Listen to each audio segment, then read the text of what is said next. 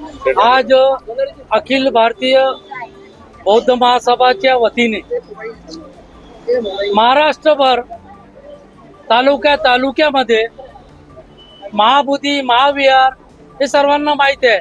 विश्वख्याती प्राप्त असं हे बुद्धविहार आहे, ज्यामध्ये तथागत भगवान बुद्धाला बोधी प्राप्त झाली होती आणि शेकडो देशाचे लोक तिथे नतमस्तक होत असतात.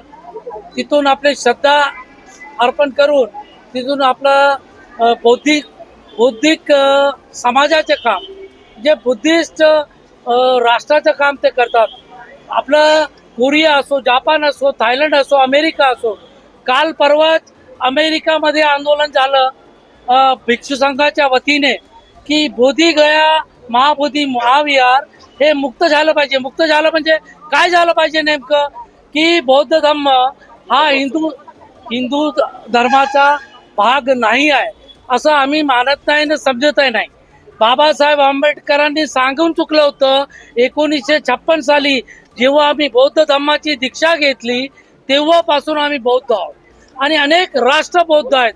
परंतु इथे 1949चा जो ऍक्ट आहे, जो इंग्रजांच्या काळात बनला होता, तो 1949चा ऍक्ट हे म्हणतो की ह्या 9 लोकांमध्ये 4 बौद्ध आणि 5 हिंदू असल्या पाहिजेत आणि त्याचा अध्यक्ष हा तिथला कलेक्टर असला पाहिजे, असा हा ऍक्ट आहे.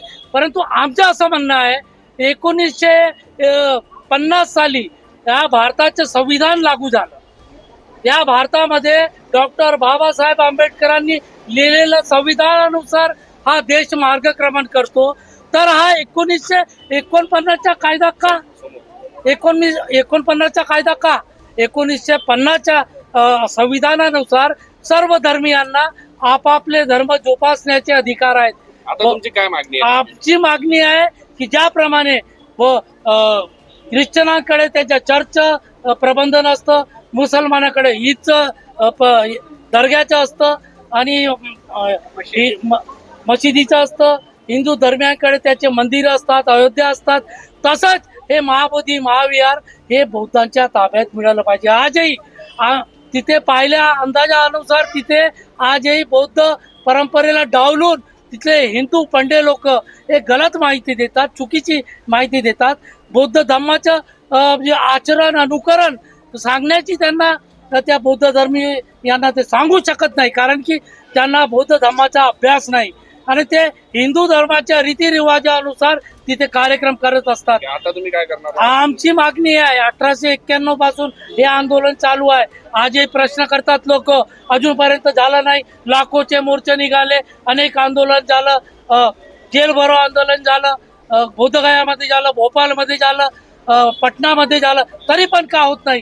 पण आमचं म्हणणं हे आहे, लढाई सुरू असते त्या नियंत्रण, तरी बौद्धांचं अस्तित्व टिकवण्यासाठी, बौद्धांच्या आत्मसन्मानासाठी, बुद्धिझम टिकवण्यासाठी या देशातीलच नाही तर आता संपूर्ण राष्ट्राचे लोक त्या बोधगया महाबोधी विहारमध्ये 15 दिवसापासून आंदोलन करत आहेत आणि त्यालाच पाठिंबा म्हणून भारतीय बौद्ध महासभा आणि वंचित बहुजन आघाडीचे राष्ट्रीय अध्यक्ष प्रकाश आंबेडकर यांनी संपूर्ण बौद्ध समाजाला आणि संपूर्ण महाराष्ट्रात विनंती केली आहे की सर्वांनी या आंदोलनामध्ये सहभाग घेऊन ते बोधगया महाबोधी विहार मुक्त करा.